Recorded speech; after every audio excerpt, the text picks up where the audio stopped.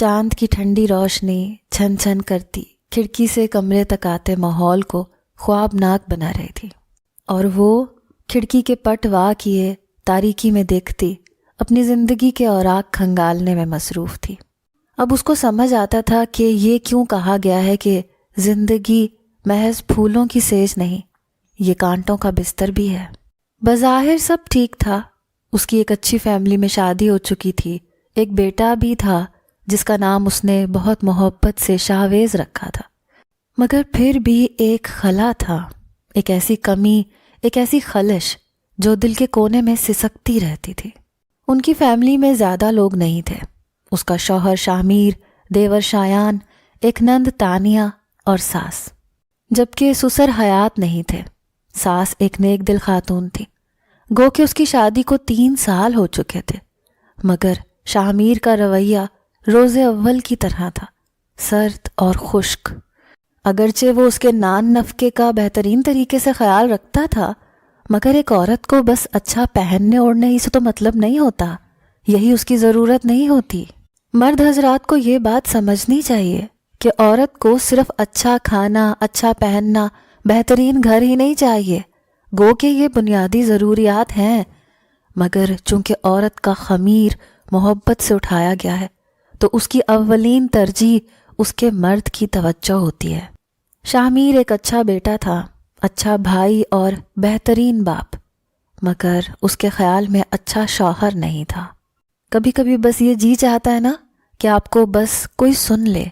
एक अच्छे सामे की अहमियत उन्हें मालूम होती है जिनके पास ये नेमत मौजूद ना हो, और शामीर अच्छा सामे नहीं था। उनके अज़दवाजी ताल्लुकात भी यूं ही थे जैसे एक फ़र्ज़ अदा किया और बस। शौहर के लम्स में अगर मोहब्बत और चाहत ना हो तो वो लम्स एक बोझ के सिवा कुछ नहीं लगता। जब शादी हुई तो उसकी उम्र 24 साल थी, जबकि शामीर अपनी ज़िंदगी की 34 बहारें देख चुका था।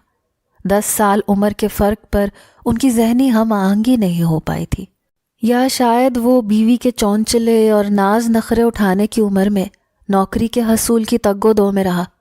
फिर जब शादी हुई तो सारे जज्बात सर्द पड़ चुके थे।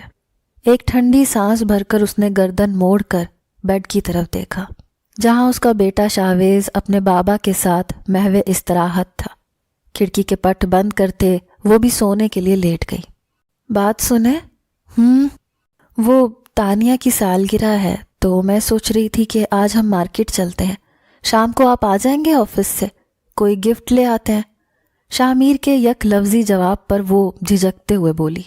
हेयर ब्रश ड्रेसिंग मिरर के आगे रखते शामीर ने उसे मुड़ कर देखा, फिर वॉलेट में से चंद नोट निकालकर टेबल पर रख दिए। उसे ही साथ लेकर चली जाना, मैं नहीं जाऊंगा। और फिर बगैर उसका जवाब सुने कलाई पर रिस्ट वॉच बांधे रूम से निकल गया। वो उसे देखती रह गई। क्या था अगर साथ चले जाते? अब क्या हम अच्छे लगेंगे आंटी को अकेले घर पर छोड़कर जाते? शायान भी आजकल लेट आता है वापस। दिल में सोचते उसने पैसे उठाकर दराज में डाले और किचन में चली आई, जहां तानिया कॉलेज जाने के लिए तैयार थी और आंटी नाश्ता बना रही थी, जबकि शायान और शामीर भी डाइनिंग टेबल पर नाश्ता कर रहे थे।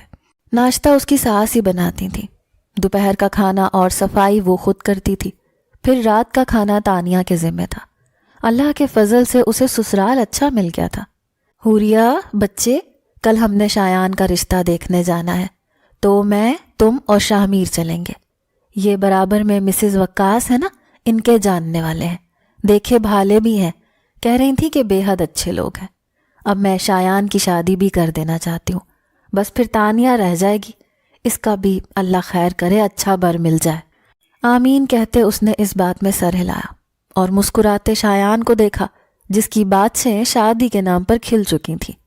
शामीर की निस्बत शायान खासा जिंदा दिल इंसान था और उसके होने से घर में रौनक रहती थी। हुरिया ने शामीर को देखा जो संजीदगी से चाय पी रहा था।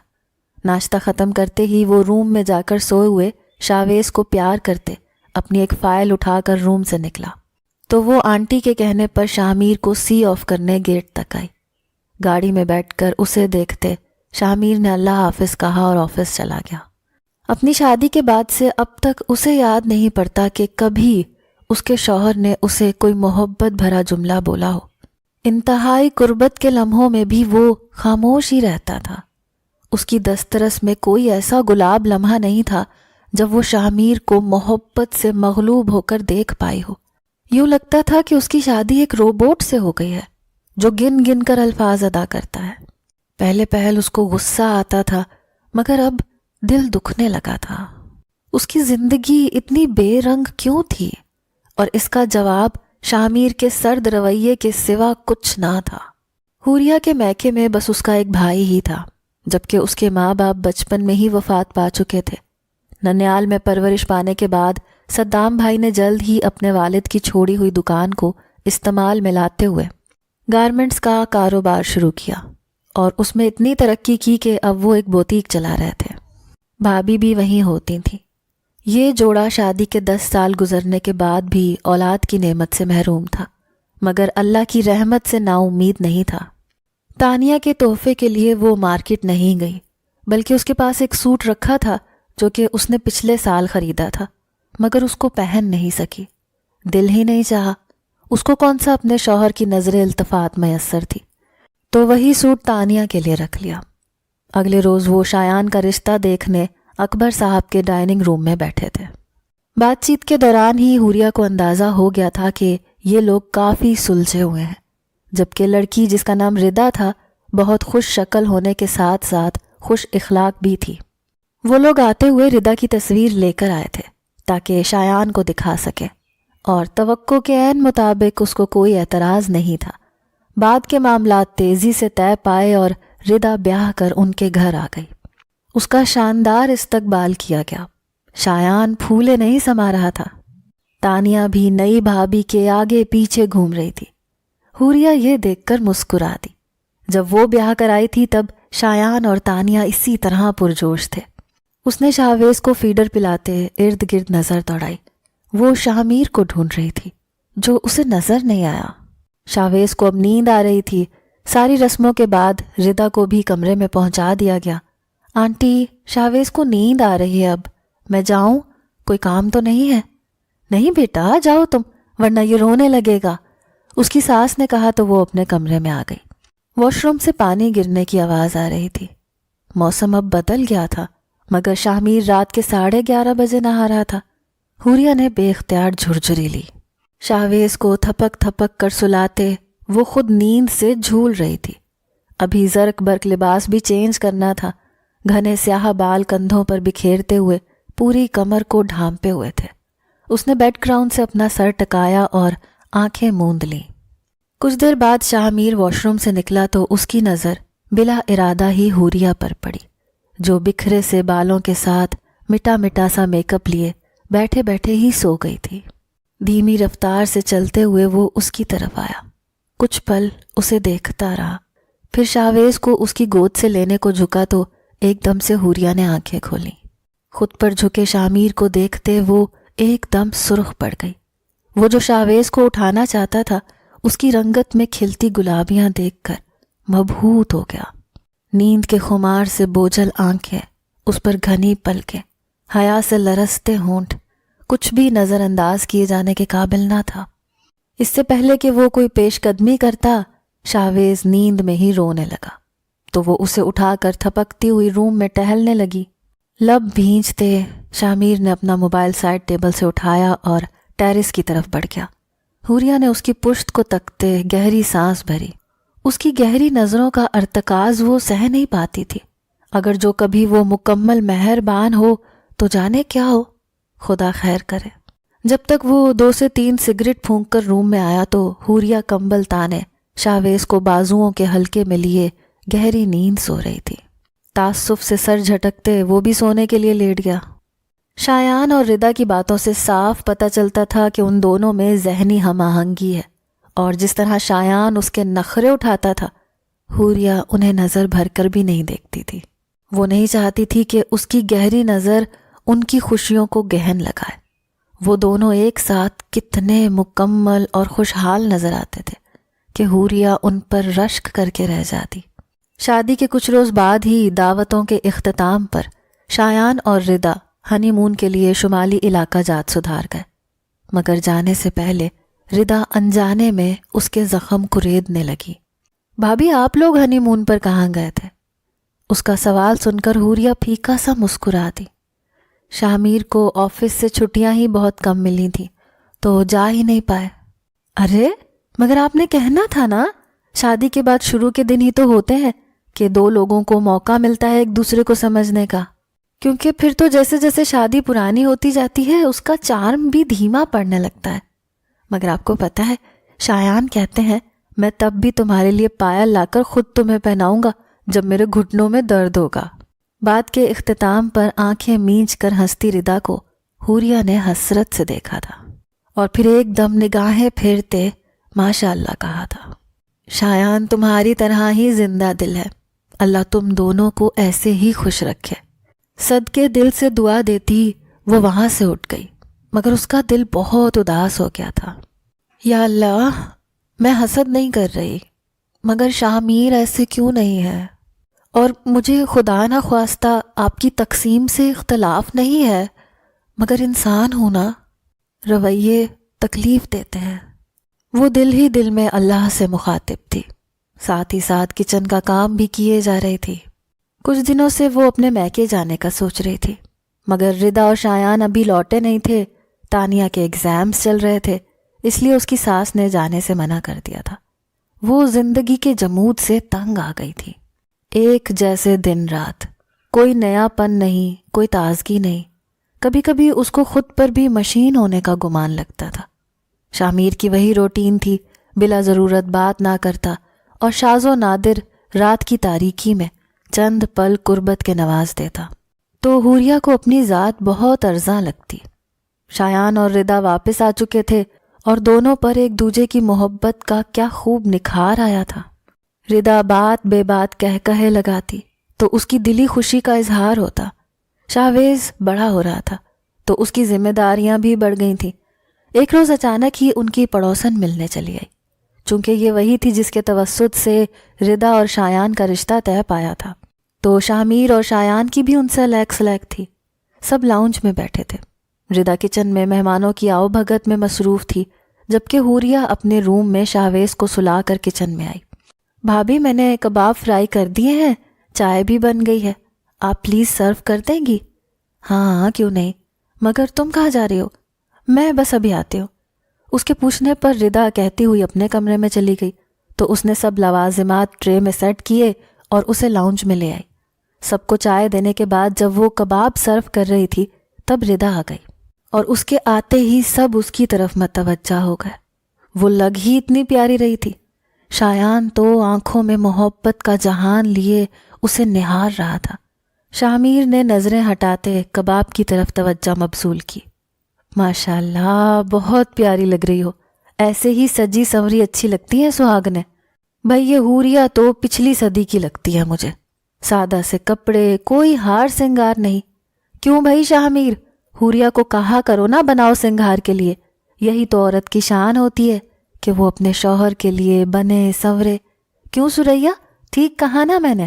شاہ میر کو مخاطب کرتے کرتے وہ اس کی ساس سے رائے لینے لگی۔ میں نے منع تھوڑی کیا ہے، اپنی مرضی کی مالک ہے، جو چاہے کرے۔ سنجیدہ لہجے میں کہتے شاہ میر نے چائے کا کپ لبوں سے لگایا۔ ہاں یہ سادہ ہی رہتی ہے، اس کو پسند نہیں بننا سنورنا۔ میں تو خود کہتی ہوں کہ شوہر گھر آئے تو بیوی اتنی فریش ہونی چاہیے کہ بندے کا جی خوش ہو جائے، تھکاوٹ اتر جاتی ہے شوہر کی، مگر نہیں بھائی، اس کو پسند ہی نہیں ہے۔ حوریہ چائے کے گھونٹ بھرتی، خود پر ضبط کیے مسکراتی رہی۔ شاہ میر نے بغور اسے دیکھا، جو بہت مشکل سے وہاں بیٹھی محسوس ہوتی تھی۔ رات کو جیسے ہی شاہ میر کمرے میں آیا تو اس کو شیشے کے آگے بال سلجھاتے ہوئے دیکھا۔ اگر مسز وقاص کی باتیں اتنی ہی بری لگ رہی تھیں تو پہننے اوڑھنے کا سلیقہ سیکھ لینا تھا۔ اپنی پسند کو بہتر کرو، واقعی تم پر کسی عمر رسیدہ عورت کا گمان ہوتا ہے۔ ایک جھٹکے سے شاہ میر کی طرف مڑتے حوریہ نے اس کو اچنبھے سے دیکھا۔ آپ کو پتہ ہے بیوی کی خوبصورتی اس کے شوہر کی نظر میں پوشیدہ ہوتی ہے۔ ٹھنڈے لہجے میں اس کی بات پر شاہ میر نے بھویں سکیڑی، جیسے اسے بات سمجھ ہی نہ آئی ہو۔ آہاں، کیسے؟ ذرا وضاحت تو کرو، دانت پیستے شاہ میر نے کہا۔ اصل میں اس سے یہ برداشت نہیں ہو رہا تھا کہ وہ آگے سے بولی ہے۔ اس کے خیال کے مطابق اس کی بیوی بس چپ چاپ اس کا گھر اور بچہ سنبھالنے کے لیے تھی، اور مسز وقاص کی باتوں سے اسے شرمندگی بھی ہوئی تھی، کیونکہ حوریہ کی ظاہری حالت ردا کے سامنے ایک نوکرانی جیسی ہی لگ رہی تھی۔ مجھے کون دیکھتا ہے جو میں بناؤ سنگھار کروں؟ کون ہے جو مجھے سراہے گا؟ کیا میرا شوہر، جس کو یہ یاد ہے کہ اس کے بچے کی ایک عدد ماں ہے، مگر اس کو یہ کبھی یاد ہی نہیں تھا کہ پہلے وہ بیوی ہے آپ کی۔ یہ سب چونچلے مجھ سے نہیں ہوتے، اس نے نخوت سے کہا تو وہ ہنس دی، اور اس کی ہنسی میں جیسے ٹوٹے کانچ کی چبھن تھی۔ کیا چاہتی ہو تم؟ تمہارے پہلو سے لگ کر بیٹھا تمہارے حسن کو نہارتا رہوں؟ آپ کو پتہ ہے کیا، مجھے اب کوئی خواہش ہی نہیں رہی۔ اچھی بات ہے، ہونی بھی نہیں چاہیے۔ شامیر نے اس کے دو بدو جواب دینے پر تحیر زدہ ہو کر اسے گھورا، جبکہ وہ اس کے ایسے سپاٹ لہجے میں دیے جواب پر کچھ پل کے لیے چپ کی چپ رہ گئی۔ دکھ اور بے بسی سے اس کی طرف دیکھتے اس نے آنکھوں سے نکلنے والے آنسو کو مسکراتے ہوئے صاف کیا۔ وہ اس وقت اتنی ٹوٹی ہوئی لگ رہی تھی کہ شامیر کو اس پر ترس سا آیا۔ کیا مانگتی تھی وہ لڑکی اس سے؟ بس اس کی توجہ اور پیار، مگر دوسرے ہی پل وہ سر جھٹکتے سگریٹ پھونکتے ٹیرس پر چلا آیا۔ انہی دنوں اسے اپنے بھائی کے ہاں خوشخبری ملی۔ 10 سال بعد اللہ تعالیٰ نے کرم کیا تھا تو وہ بے حد خوش تھی۔ بھابھی کی چونکہ پہلی پریگننسی تھی تو اپنی طبیعت کی وجہ سے وہ بوتیک جانا بھی چھوڑ چکی تھی۔ درمیان میں 1-2 بار اس نے وہاں چکر لگایا تھا، مگر اب سعدیہ بھابھی کا 9واں مہینہ شروع ہو چکا تھا۔ صدام بھائی سے بات ہوئی تو انہوں نے ریکویسٹ کی کہ بھابھی کے پاس رہنے آ جاؤ۔ گو کہ سعدیہ کا میکہ اسی شہر میں تھا، مگر صدام اس موقع پر چاہتا تھا کہ اس کی بہن آئے، کیونکہ اس کے ہونے والے بچے کی ددیال سے تو صرف ایک حوریہ ہی تھی۔ تو اس نے سوچا میکے گئے بھی کافی عرصہ ہو گیا ہے، وہ اگر جاتی بھی تھی تو محض 2-3 دن کے لیے، کیونکہ اس کی ساس کا شاویز کے بغیر دل نہیں لگتا تھا۔ مگر اب ایک معقول وجہ تھی وہاں رہنے کی، تو اس نے اپنے جانے کی ساری تیاری مکمل کی۔ رات کو شامیر آیا تو اس نے سوچا کہ آنٹی کے سامنے جانے کی بات کرے گی تاکہ وہ کوئی سڑا ہوا جواب نہ دے۔ رات کے کھانے پر سب ڈائننگ ٹیبل پر بیٹھے تھے جب حوریہ نے سرسری لہجے میں بات کا آغاز کیا۔ ہاں ہاں بیٹا، ضرور جاؤ، تم خیال نہیں کرو گی تو کون کرے گا بھلا؟ اکلوتی بھابھی ہے تمہاری۔ شامیر، تم اسے چھوڑ آنا اس کے بھائی کی طرف، رہ لے گی وہاں یہ 2-3 ماہ۔ 2-3 ماہ؟ اتنا لمبا عرصہ رہنے کی کیا ضرورت ہے بھلا؟ ماتھے پر بل ڈالے شامیر نے اعتراض کیا۔ تمہیں نہیں پتا کچھ، اپنی بھابھی کو سنبھال لے گی حوریہ۔ ویسے بھی بھائی کے ہاں پہلی خوشخبری ہے، شادی کے اتنے عرصے بعد۔ اللہ خیر خیریت سے رکھے زچہ و بچہ کو۔ محبت سے اس کی ساس نے کہا تو حوریہ نے انہیں تشکر سے دیکھا، اور شامیر اپنی امی سے بحث کرنے کی سوچ بھی نہیں سکتا تھا تو اسی لیے چپ ہو گیا۔ اتنے سارے دن بھابھی، ہم کیسے رہیں گے اپنے شاویز کے بغیر؟ اور بھائی بھی تو مس کریں گے آپ کو، کیوں بھائی؟ دانت نکالتے شایان نے کہا تو وہ طنزیہ ہنس دی۔ وہ کر ہی نہ لے مجھے مس، طنز سے کہتے وہ آخر میں حسرت سے بولی۔ تو شامیر نے چونک کر اسے دیکھا، جو ہلکے سے براؤن رنگ کے سوٹ میں شال اوڑھے شاویز کو انڈا کھلا رہی تھی۔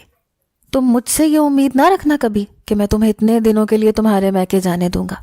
نہ بھائی نہ، سوچنا بھی مت۔ شایان کی آواز پر اس نے حوریہ سے نظریں ہٹائیں، جو شایان اور ردا کو رشک کی نگاہوں سے دیکھ رہی تھی۔ شامیر نے اس کے ہونٹوں کی حرکت کو دیکھا جو زیر لب ماشاءاللہ پڑھ رہے تھے۔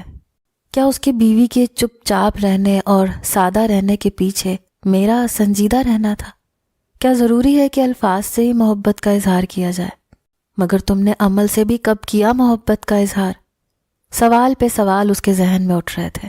وہ آفس کے لیے نکلا تو اس کے ذہن میں جھماکا سا ہوا کہ کچھ دنوں سے حوریہ اسے گیٹ پر سی آف کرنے بھی نہیں آتی تھی۔ لب بھینچتے ہوئے وہ ڈرائیو کرنے لگا، مگر آج اس کے ذہن پر حوریہ کے رویے میں تبدیلی سوار تھی۔ وہ آفس سے جلدی گھر آ گیا تو شایان بھی ابھی نہیں لوٹا تھا۔ شاویز کو نہلا کر ہیٹر آن کرتے حوریہ اسے کپڑے پہنا رہی تھی کہ ڈور بیل کی آواز پر شامیر باہر آیا۔ شایان کے ہاتھ میں پھولوں کا بوکے دیکھ کر وہ حیران ہوا تو شایان منہ نیچے کیے ہنس دیا۔ السلام علیکم بھائی، حیران نہ ہو، یہ تو میں ہر دوسرے تیسرے دن لاتا ہوں، ردا کے لیے محبت بڑھتی ہے شرارتی انداز میں کہتے وہ اندر بڑھ گیا۔ شاہ میر نے اپنی یادداشت کھنگالی کہ شاید وہ کبھی حوریہ کے لیے پھول لایا ہو، مگر ایسا کوئی بھی واقعہ اسے یاد نہیں پڑتا تھا۔ آج جلدی گھر آنے پر اس نے نوٹس کیا کہ شایان سارا وقت ردا کے گرد ہی منڈلاتا رہا، چاہے وہ کچن میں ہوتی یا لاؤنج میں، امی کے روم میں یا لانڈری والی سائڈ پر۔ ردا کے ہمزاد کی طرح وہ ساتھ ساتھ تھا، اور نہ صرف ساتھ تھا بلکہ وہ خوشگپیوں میں بھی مصروف تھے۔ اس نے اپنے اور حوریہ کے رشتے پر نظر ڈالی تو بہت پھیکا پن محسوس ہوا۔ بچپن میں ہی والد کے گزر جانے کی وجہ سے اس کی طبیعت میں بہت سنجیدگی تھی، پھر 2 چھوٹے بہن بھائی، ماں کی ذمہ داری نبھاتے نبھاتے وقت اس کے ساتھ زیادتی کر گیا تھا، اور غیر ارادی طور پر وہ گلاب لڑکی بھی اس کی سنجیدگی کی بھینٹ چڑھ گئی تھی۔ اگلے روز وہ اسے صدام بھائی کے گھر چھوڑ آیا تھا۔ انہوں نے اسے رکنے پر بہت اصرار کیا، مگر وہ لوٹ آیا تھا کیونکہ اپنے اندر کے شور سے وہ خائف ہونے لگا تھا۔ اس نے طے کیا تھا کہ وہ اپنی ذات کا محاسبہ کرے گا کہ آیا حوریہ اور اس کے رشتے میں سناٹے کی وجہ وہی ہے، اور جواب جاننے پر وہ خود سے بھی نظریں چرا گیا۔ اسے ابھی بھی اس کا ادراک نہیں ہوتا اگر جو شایان اور ردا کے آپسی تعلقات کا مشاہدہ نہ کرتا۔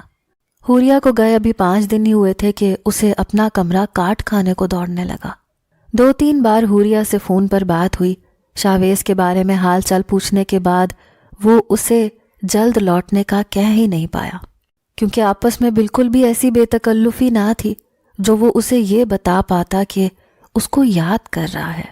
دوسری طرف حوریہ اندر ہی اندر کلستی رہتی کہ میرے وہاں ہونے سے بھی شاہ میر کو کوئی فرق نہیں پڑا۔ صدام بھائی کے ہاں بیٹا ہوا تھا جو اب 20 دن کا ہو چکا تھا۔ وہ چاہتی تھی کہ شاہ میر اس کے کہے بغیر اسے لینے آئے، جس کے دور دور تک کوئی آثار نظر نہیں آتے تھے، مگر شاہ میر کی بس ہو چکی تھی۔ اس نے اپنی امی کو اطلاع کرتے آفس سے ہی اپنی بیوی اور بچے کو گھر واپس لانے کی ٹھانی۔ فون پر وہ صدام بھائی کو انفارم کر چکا تھا اور انہیں گھر بتانے سے منع کیا تھا، کیونکہ وہ چاہتا تھا کہ اپنے اچانک آنے کی خوشی وہ حوریہ کے چہرے پر اترتی دیکھے۔ وہ جانتا تھا کہ وہ جھلی لڑکی اتنے میں ہی خوش ہو جائے گی۔ لان میں رکھی کین کی کرسیوں پر دھوپ سینکتے ہوئے سعدیہ بھابھی اپنے بیٹے آیان کے ساتھ بیٹھی تھی، اور شاویز پاس ہی اپنے کھلونوں سے کھیل رہا تھا کہ شاہ میر گیٹ سے اندر داخل ہوا۔